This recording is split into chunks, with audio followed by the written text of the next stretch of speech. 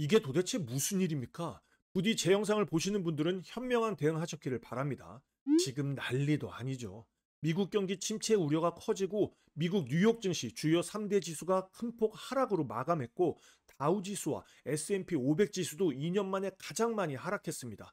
미국뿐만이 아니죠. 일본 니케이 지수는 하루 사이에 12.4%가 폭락했고 비트코인은 일주일 새 19% 급락, 알트코인인 솔라나, 도지코인은 26% 급락했습니다.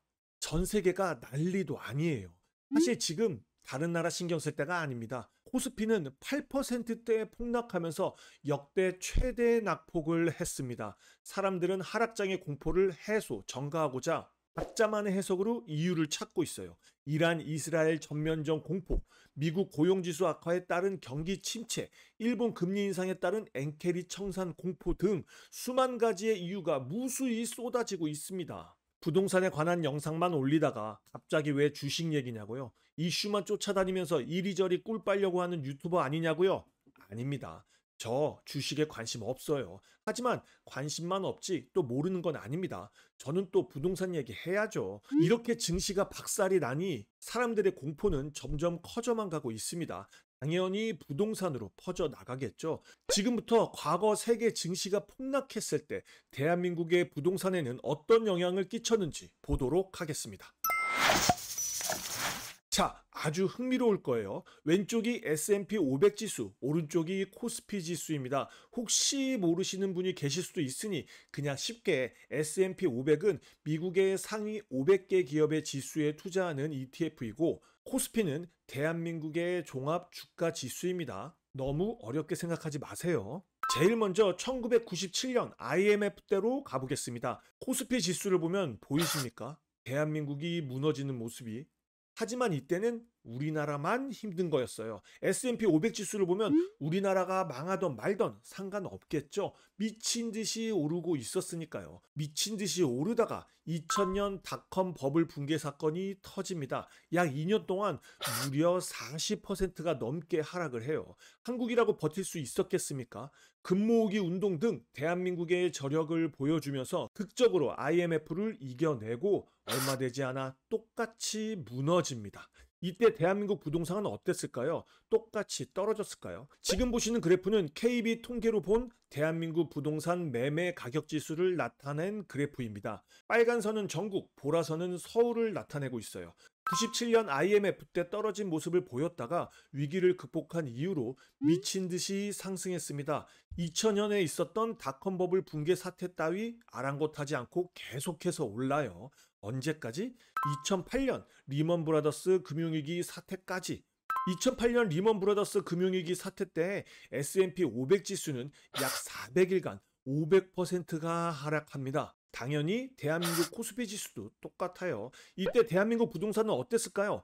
리먼 브라더스 금융위기는 대한민국 부동산에 영향이 있었어요. 서울은 약 5년간 하락과 보합을 반복했고 반대로 지방은 상승으로 날아갔습니다. 종잡을 수 없죠. 다음은 2006년부터 현재까지 S&P 500 코스피 지수를 보겠습니다. 이야, 투자의 정답은 S&P 500인가요? 리먼 브라더스 사태 이후 정말 미친 듯이 오르네요. 반면 코스피는 어렵습니다. 한국 주식으로 돈 버는 분들 정말 존경합니다. 리먼 브라더스 사태 직후는 급등하지만 그 후로는 S&P 500에 비해 초라하네요. 리먼 브라더스 사태 이후 최대의 글로벌 위기는 바로 코로나19 팬데믹입니다. 그때 전 세계가 정말 힘들었던 시기인데요. S&P 500과 코스피 지수를 보면 50일도 안 되는 짧은 기간 동안 30%가 하락합니다. 이때 대한민국 부동산 시장은 어땠는지 기억나시죠?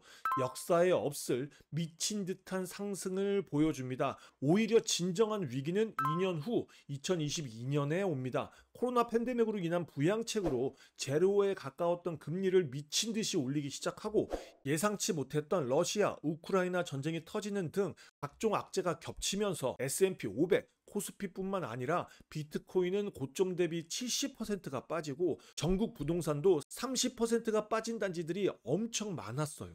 정신없죠? 이렇게 마치 움직이는 생물처럼 종잡을 수 없는 게 시장입니다. 그리고 주식과 부동산은 절대로 같이 움직이지 않아요. 증시가 위기일 때 부동산 시장도 같이 위기일 때도 있고 오히려 부양 정책으로 인해 수혜를 입을 때도 있습니다. 그러니 우리는 공포에 휩싸일 필요도 없고 맞출 수 없는 미래 시장을 분석 및 전망할 필요도 없어요. 제가 말씀드릴 가장 중요한 얘기는 오늘 같이 봤었던 위기 뒤에 뭐가 있었는지 자세히 한번 생각해 보세요. 다수의 생각과 역행하는 게 얼마나 힘든지는 알고 있습니다.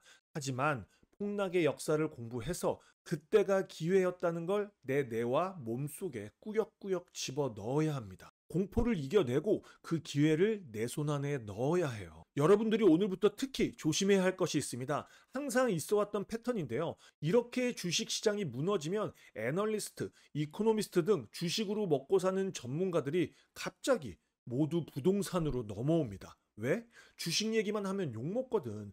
그래서 주식 시장을 분석했던 방식으로 부동산을 똑같이 분석하고 전망해요. 진짜 개소리, 쌉소리입니다. 부동산은 절대로 주식과 똑같이 분석하면 안 돼요. 이렇게 분석하면 투자에 성공하고 돈 많이 벌 것 같죠? 아닙니다. 맞출 수 없어요. 제 말은 못 믿어도 피터 린치의 말은 믿을 수 있으시죠?